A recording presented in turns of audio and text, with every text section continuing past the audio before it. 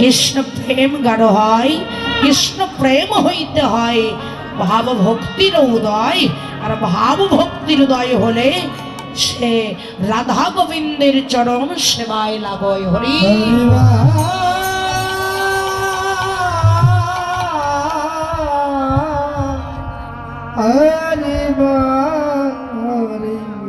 রাধে রাধে রাধে।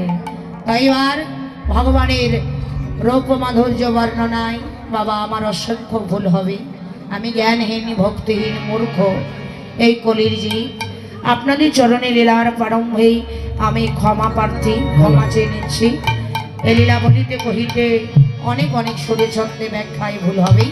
আপনারা নিজ গুণী আমার নিজের ছোট বোন বা বড় বোন বা সন্তান মনে করে, মামা মনে করে ক্ষমা সুন্দর দৃষ্টিতে রেখে আপনাদের রাঙারাতুল যুগল চরণে আমায় একটু আশ্রয় দেবেন।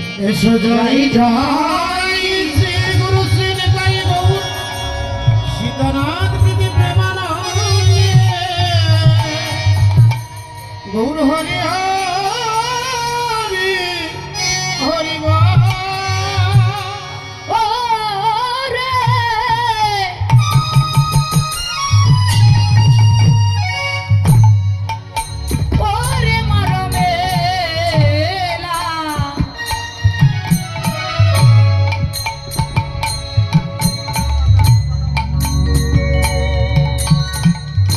ওরে লাগিল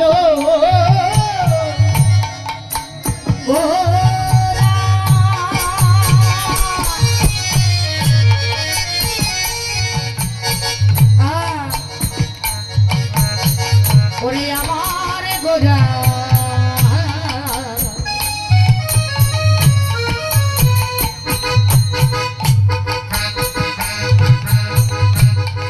আমার গোরা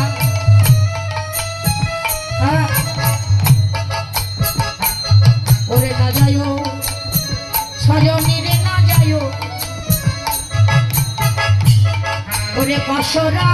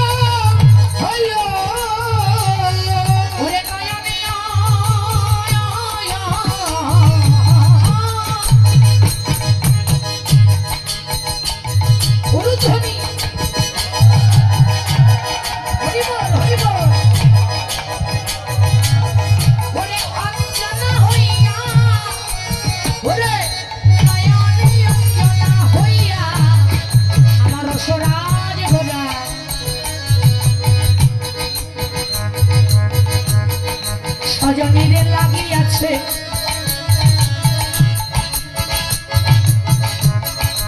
ওরে খারা রে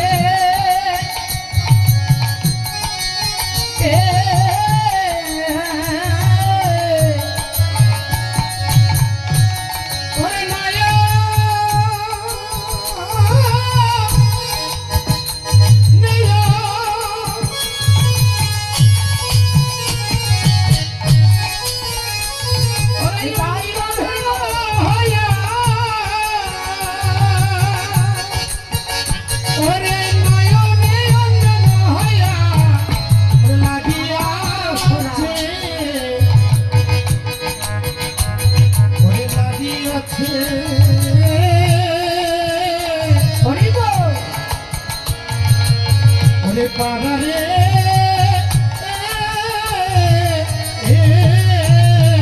ওরে ভোলা তো যাই না, ভোলা তো যায় না, ওরে ভোলা তো যাই না, ভোলা তো যায় না, ওরে রূপ লেগেছে যার নয়ন কোণে, তারে ভোলা তো যাই না। ওরে উঠে গেছে যা, ওজার নয়ন কোণে, হরি বল। ভোলা তো যায় না, ওরে রূপের ঠাকুর এসেছে, রূপের ঠাকুর এসেছে, ওরে রূপের ঠাকুর এসেছে, রূপের ঠাকুর এসেছে, ওরে বৃন্দাবনের নদী চূড়া নদীয়াতে এসেছে, বৃন্দাবনের নদী চড়া নদীয়াতে এসেছে, বলি দাঁড়ালো দাঁড়ালো, হরি বল। দাঁড়ালো দাঁড়ালো, এই যে দাঁড়ালো দাঁড়ালো, দাঁড়ালো দাঁড়ালো, ওরে বৃন্দাবনের নদী চূড়া নদীয়াতে দাঁড়ালো, ওরে বৃন্দাবনের নদী চড়া নদীয়ায় দাঁড়ালো, বলি ভাবেরও মূরতি, ভাবের মূরতি, মহাপীড়িতের মূরতি, পীড়িতের মূরতি, ওরে রাইকা নয়াকা প্রীতি বিলাসের মূরতি, হরি বল। কানু একা চিঠি বিলাসের মূরতি, হরি রাইকা নয়াকা প্রীতি সুরধুর মঙ্গল ওরে কুমরে। গাই কানু একা চিঠি, হ্যাঁ বাহুলে গাই কানু একা চিঠি, আমার চারি গোনা গাই কানু একা চিঠি, রূপমাধুর্য ওরে পীড়িতের মূরতি, পীড়িতের মূরতি, পীড়িতের মূরতি,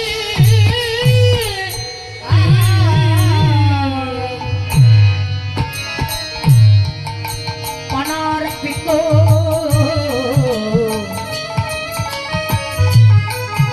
সরিচিরা করুণায় অবতীর্ণ কৌল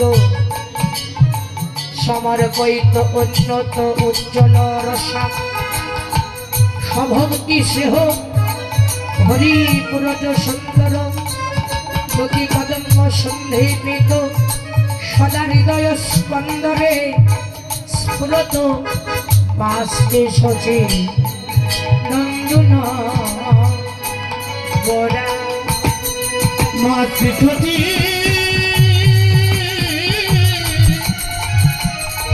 মাতৃঠতি,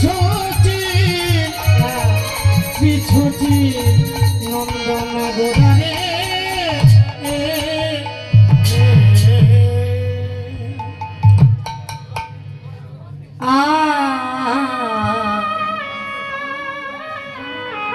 শ্রীধাম শ্রী নবদ্বীপে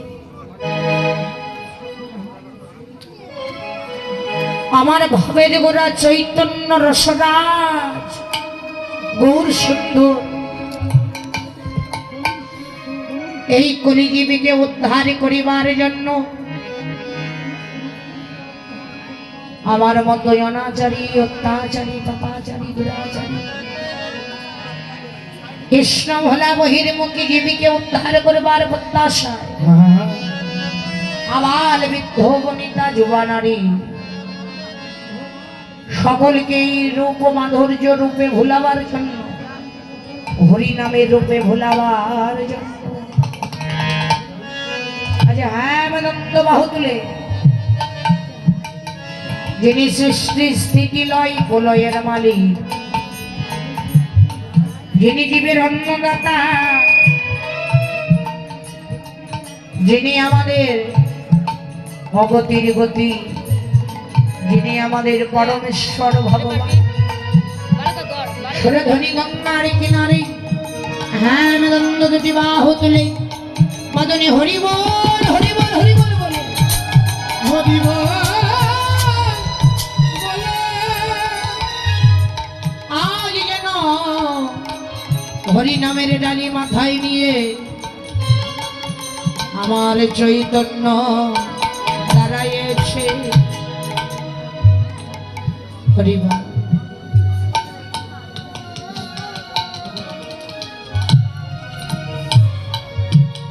ভগবানের এই মাধুর্যপূর্ণ রূপকে দর্শন করলেন কে? ভাবুক বাসুদেব ঘোষ, যিনি এই পটটা রচনা করেছে বাবা। যাহা কিছু করি পদাবলীর মধ্যে থাকতে হবে। হরে কৃষ্ণ। হ্যাঁ, পদাবলীর মধ্যেই আমাদের আস্বাদন করতে হবে, যেহেতু এটা পদাবলী কীর্তন। কীর্তন মানে নাচা নয়। এখন তো আমাদের কীর্তনটা রঙ্গমঞ্চ হয়ে গিয়েছে বাবা। হরি বল। কিন্তু কীর্তন হলো ভাবের জিনিস বাবা। যেখানে ভাব নেই, যেখানে প্রেম নেই, সেই ভক্তিবিহীন রাজ্যে আমার ভগবান থাকে না। তাহলে বাসুদেব ঘোষ গৌরের রূপমাধুর্য রূপটাকে দর্শন করলেন ভক্তির নয়নে। ভক্তির নয়নে দর্শন করে ভাবের ঘরে বসে বসে পদ লিখছে। মরমে লাগিল গোরা না যাই উপাসন। আহা, কি অপরূপ দর্শন করলাম। এমন রূপের মানুষ এই পৃথিবীতে আর দর্শন করি নাই। যে দেখে সেই পাগল হয়ে যায়। এমন কি মূর্তি যে দেখে সে পাগল হয়ে যায়। এমন কি ভাব আছে এই মূর্তির মধ্যে যে দর্শন করলে এই হৃদয় আকাশে মেঘ লাগে।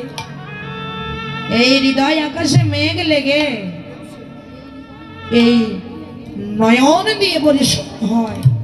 ওই কৃষ্ণ প্রেম মাধুর্য ভাবটাকে প্রকাশ পায় আর ভক্ত কেঁদে আকুল হয়ে যায়। নিতাই গৌর। হরি বল।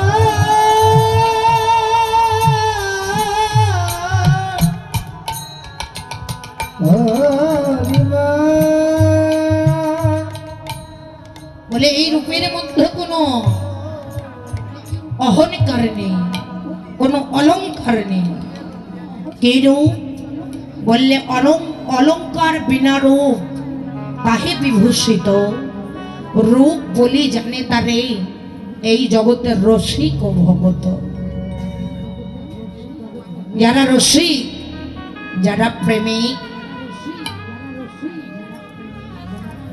তাদের কোনো হরিবল, তাদের কোনো অহংকারী রূপকে তারা ভালোবাসে না। ভগবান কি অহংকারী মানুষকে ভালোবাসে? বাসে না।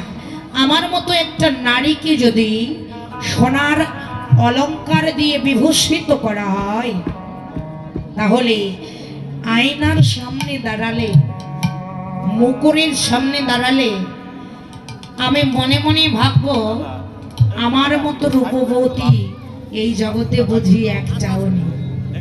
কি সুন্দর রূপ। কিন্তু মা বাবা, ওই রূপটাকে দর্শন করে আমার এই অন্তরের আসনে অহনকালের কালিমা জন্ম হবে। অলঙ্কারের কালিমা জন্ম হবে মা। হরি বল, হরি বল। জয় রাধে।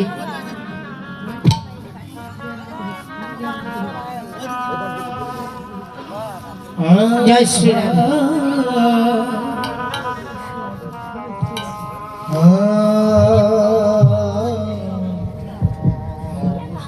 শুধু ভক্তবৃন্দ, কিছুক্ষণ আগে আমাদের মাঝে উপস্থিত হয়েছেন বাংলাদেশ জাতীয়তাবাদী দল বিএনপির মনোনীত এমপি পদপ্রার্থী তথা এই গ্রামেরই জামাই, আমাদের সবার পরিচিত ভিপি শামসুর রহমান আমাদের মাঝে উপস্থিত হয়েছেন। উনি আমাদের মাঝে উপস্থিত হয়েছেন। উনি কিছু মূল্যবান কিছু কথা বলার জন্য আমি ওনাকে বিশেষভাবে অনুরোধ করছি এবং আমাদের এই আসরে আসার জন্য অনুরোধ করছি।